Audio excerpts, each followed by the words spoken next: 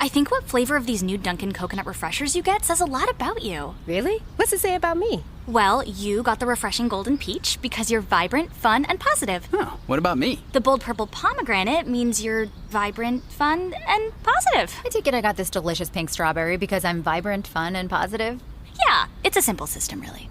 Share the shine. Enjoy a medium Dunkin' coconut refresher for $3. Order ahead plus earn rewards. America runs on Dunkin'. Participation may vary. Limited time offer. Excludes classic Dunkin' refreshers.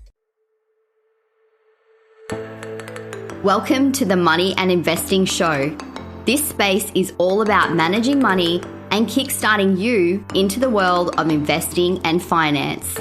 A series of bite-sized episodes designed to simplify and equip you with the tools on how to get you started, along with some tips and tricks for those already investing. Stay tuned for today's episode with your host, Dale.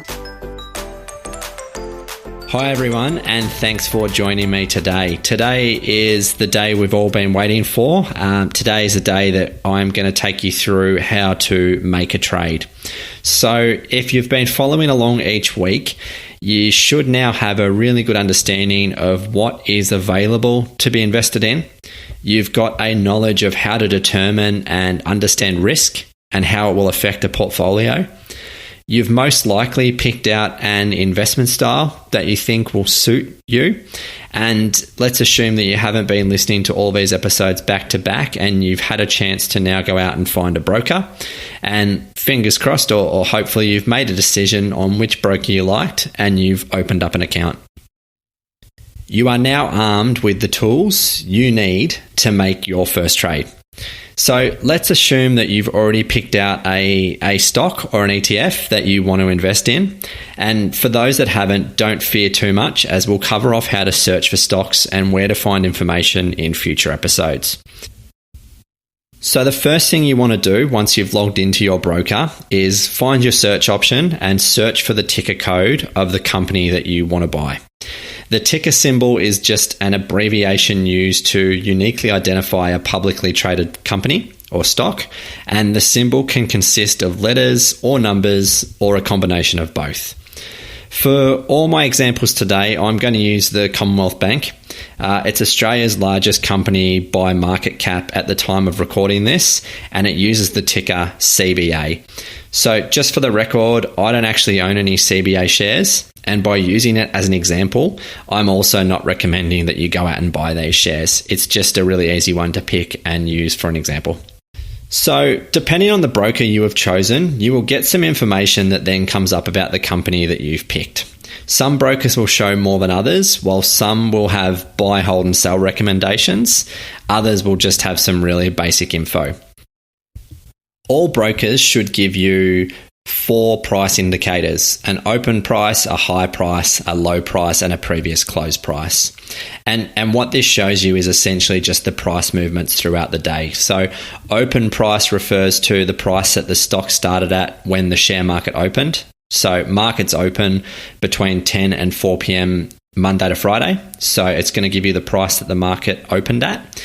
The high price shows you the highest price the stock has gone throughout the day.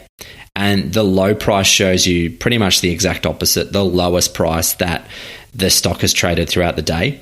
If there is a big difference in these numbers, it usually indicates the stock has been quite volatile over that period. And finally, the previous close price gives you an idea of the price the stock closed at the day before. So if I'm looking at this on a Friday, it will tell me what the stock closed at on Thursday at 4 p.m. when the market closed. However, if I'm looking at this on Monday morning, for instance, it would be showing me what the price was at the end of trade on Friday because the market's not open over the weekend. You will also most likely see a 52-week high and a 52-week low, which will show you the range that the stock's been trading over the last year. So you'll notice at the moment a lot of stocks have a really wide range given the impacts that COVID sort of played on the market in February and March last year. But really similar to the daily numbers, these give a really good indication of price movements of the stock. At the moment, CBA's 52-week high is $91 and its low was $53. So it shows there's like a really wide range of movement. However, if we were to look at CBA from the year before, the difference is really only 71 to 82, which shows that it's not as volatile as some of those growth stocks that might see some really high swings up and down. Next up, you will see something called volume. And volume refers to the number of shares traded on any given day. So the higher this is, the more liquidity is within that share. So the more people are trading it up and down.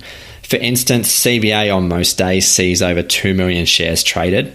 And that's a really good indicator that the stock is really heavily liquid and has plenty of buyers and sellers and shouldn't ever put you in a tough position when it comes time to sell. There'll always be someone that's willing to buy that stock. In comparison, some small caps can have volumes of only 5,000 shares per day, and that could be spread across only 4 or 5 trades. So when you're looking at some smaller stocks, that's something to be aware of. That volume means that it's a little bit harder to get in and out of a trade. And lastly, there is a bid and an offer price, and this refers to a two-way price quotation, if you will, that indicates the best potential price at which the share you have chosen can be sold and bought at any given point in time. So this fluctuates all day throughout the day. You'll see that number move. And the bid price represents the maximum price that a buyer is willing to pay for that stock. And the offer price represents the minimum price that a seller is willing to take for that same security. When the bid and the offer are really close, that typically means there's plenty of liquidity within the security. So now that we have some of those basics out of the way, how do I actually purchase the stock? You should be able to see a big green buy button. In all the brokers I use, this button's usually green, so I'll just assume that it's green in all scenarios. It may not be though. Before you click on this button, I'd recommend that you have enough funds in your settlement account to actually make the trade. So some brokers will not allow you to trade higher than what you have in your funds. Some will allow funds to be put through on margin, while others will allow you to trade as long as the money is in your settlement account by the time that the trade settles. Settlement is usually 2 days. The easiest way to save yourself, though, needing to worry about any of this is just make sure you've got the funds in your account before you make that trade. Once the trade's made, you can just forget about it. Once you then click on that big green buy button, you'll be taken through to a purchase page. This page usually contains 3 main things: quantity, price limit, and expiration. First up, we have quantity. So how many of these shares do you actually want to purchase? And this will usually be driven by how much money you want to invest and the price that you are willing to pay. So say I wanted to invest $1,000 and CBA shares are currently trading at 86. I would be able to purchase 11 shares. There is also an option for me to set a dollar amount that I want to invest, and the broker will then purchase the shares at market price to this value. So again, if I've got $1,000 that I want to invest, I might type in $1,000 and the broker would purchase me most likely 11 shares at the current market value, assuming the market value doesn't go too far in one direction. Next up, you have price limit. So that just refers to what is the maximum price that you're willing to pay. You can set this at whatever price you like, or you can set it to buy at market price. If you select market, your broker will buy at whatever the current price is at the time you hit buy. If you set a limit below the current price, your order will not be executed until the price of the share drops below the price you have selected. So again, if I'm going to use my CBA example, if I set the price to $80, my order would not be processed until the price of CBA shares drop to or below $80. So I can't just set it at $80 and buy the shares cheaper than what they're trading at. It needs to actually be trading at that price. Some brokers don't allow you to set a market limit when the market's not open, whereas others do, and it will automatically buy shares for you at the open the next day. So generally speaking, if you are like me and making most of your buy purchases outside of work hours, I like to set limits because you never really know what's going to happen at the open.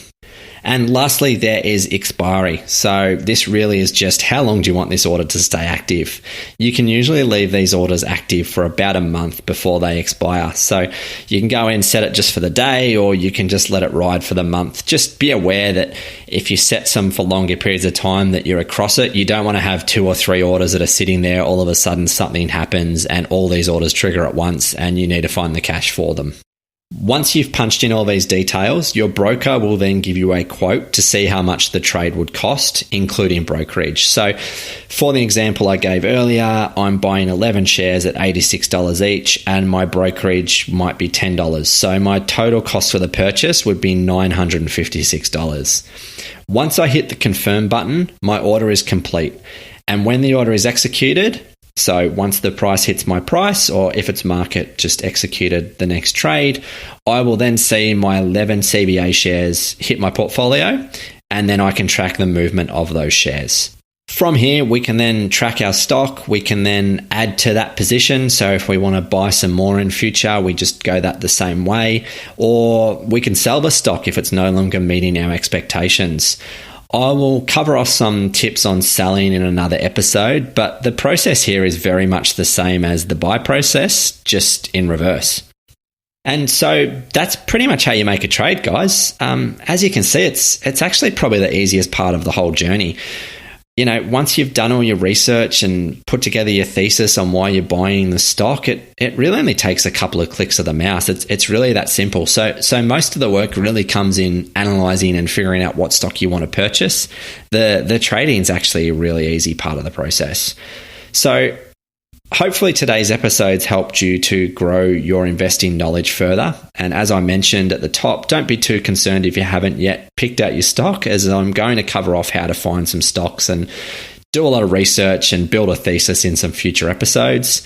If you did already have a stock picked out, hopefully this has really helped clear up how to purchase that stock.